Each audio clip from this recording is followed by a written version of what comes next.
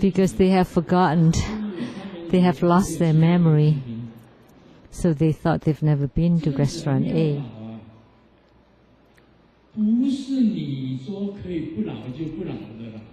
So it's not our intention whether we want to grow old or not. Naturally, everyone will grow old. Therefore, we should respect the elderly.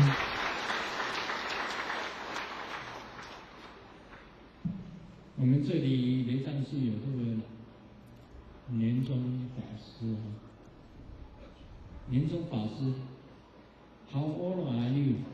So there's Reverend Lian at the Taiwanese temple. How old are you? Oh, please be careful. How old are you? 85.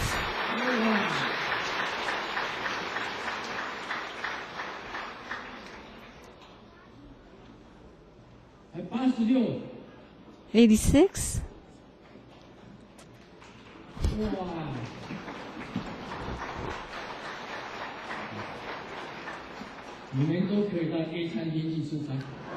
You can go to restaurant A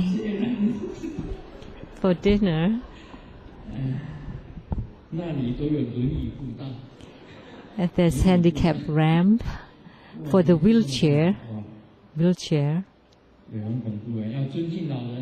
Wow. He's quite an elderly, and we should respect the elderly.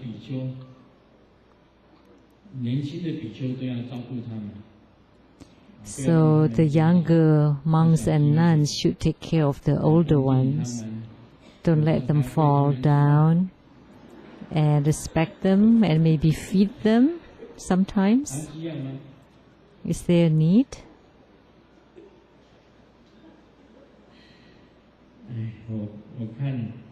Feed them by the spoonful. So being old is quite scary. So first, don't slight the elderly, because in the past they were also key people, important people.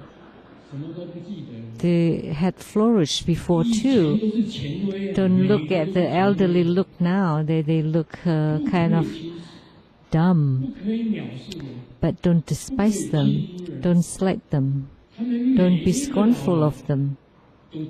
Because every elderly has a lot of experience in their lives.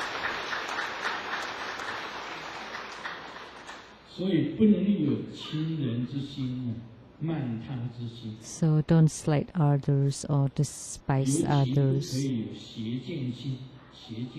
And most importantly, do not have the divergent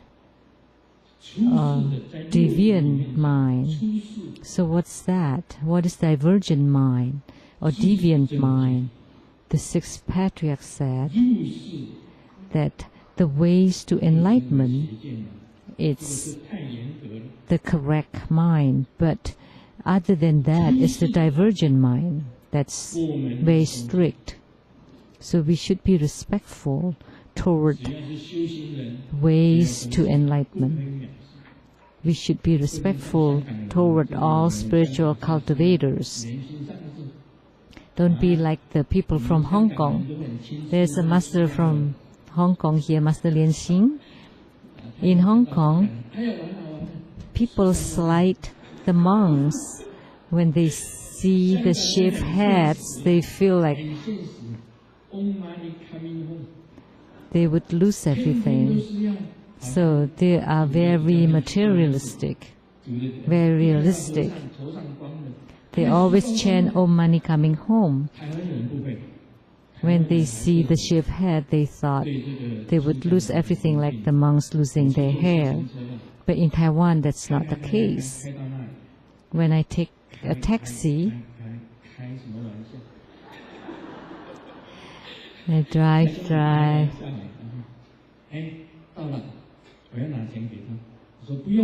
And when I got to my destination, I tried to pay, and the driver said, no need to pay. And I said, why? Because you're a monk, And I said, but I have money. And the driver said, no, I respect monks. So the respectful mind occurred. So it doesn't matter whether you have money or not. If you're a spiritual cultivator, you live for the enlightenment, and that in the future you strive to become a sage. So that on the ways to enlightenment you're a sage, but on the worldly ways then you are a bodhisattva. So don't slight others, don't be scornful of others, don't despise others, and do not have a divergent mind. So Master Lian is an ordained nun, although she's Hong Kongese. But Hong Kong people don't like to see the shaved head monks or nuns. The guru who shaved my head was riding on an elevator, and when that person saw him, said, "Oh, Master Guoxian."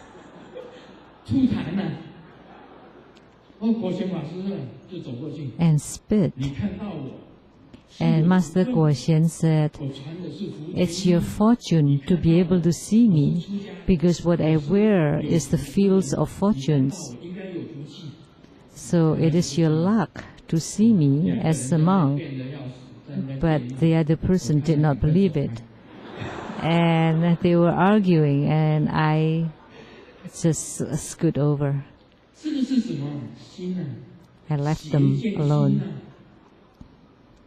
So that kind of mindset is a deviant or divergent mind, that your mindset is wrong, so you need to have the right view. So what is the right view? Generating bodhicitta, that's the right view. The mind of renunciation, that's the right view. The mind of the middle way, balance, that's also the right view. So these 3 points are very important for Buddhist practitioners. You need to generate bodhicitta, to generate loving kindness, compassion, joy, equanimity.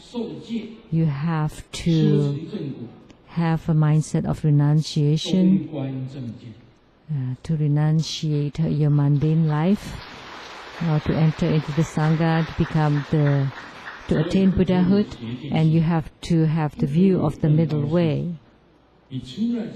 So you cannot have the mind of sliding, scornful, despising. And once you enter into the Sangha, you cannot slight the sentient beings. You have to have the bodhicitta, renunciation mind, and you want to help the sentient beings, and the middle way. And even once you become a master, you cannot slight others. You need to be more humble. That always be introspective of your own wrongdoings at any moment. That once you are ordained,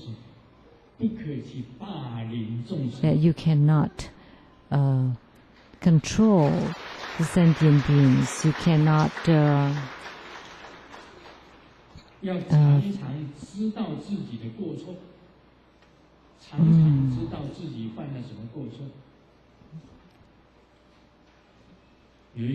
cannot feel that you're above the others and be controlling. Someone asks, if your wife called on you in the front gate, and at the back gate there's a dog wanting to enter, and there's a wife calling out in the front gate, and the husband asks the husband which one. the wife or the dog should be let in first, and the husband replied, of course the dog. Why? Because after you let the dog in, then the dog would stop barking, but if you let the wife in, then the wife would shout even more. So, being the wife, think what kind of wrongdoings or mistakes you have made. We need to always be mindful of our own mistakes. There were an elderly couple who were holding each other's hands, and they love each other very much. And so someone asked them, when you're going out, how come you're still holding hands? You're already so old. And the husband said, because if I let her hand go, then my wife would go shopping. The Louis Vuitton, she would buy bags, expensive things, clothes. So when we go out, I always hold her hand very tightly. Otherwise, when she is let loose, then she would go shopping. So this wife, being a wife, think, why is the elderly husband kept holding her hand? You need to know that you're wasting money. There is no need to buy designer bags, because the man could not stand it anymore. So we need to be able to see our own mistakes.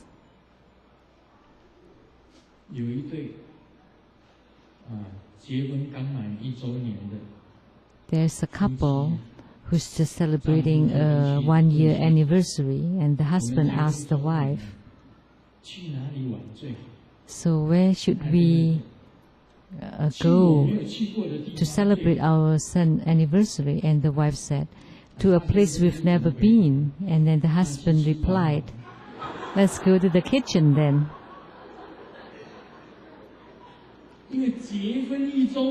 Because for the 1 year after marriage, the wife never cooked. And never used the kitchen to cook anything. So being the wife, think of your own mistakes. So is it right not to cook? So these are all mistakes of a wife.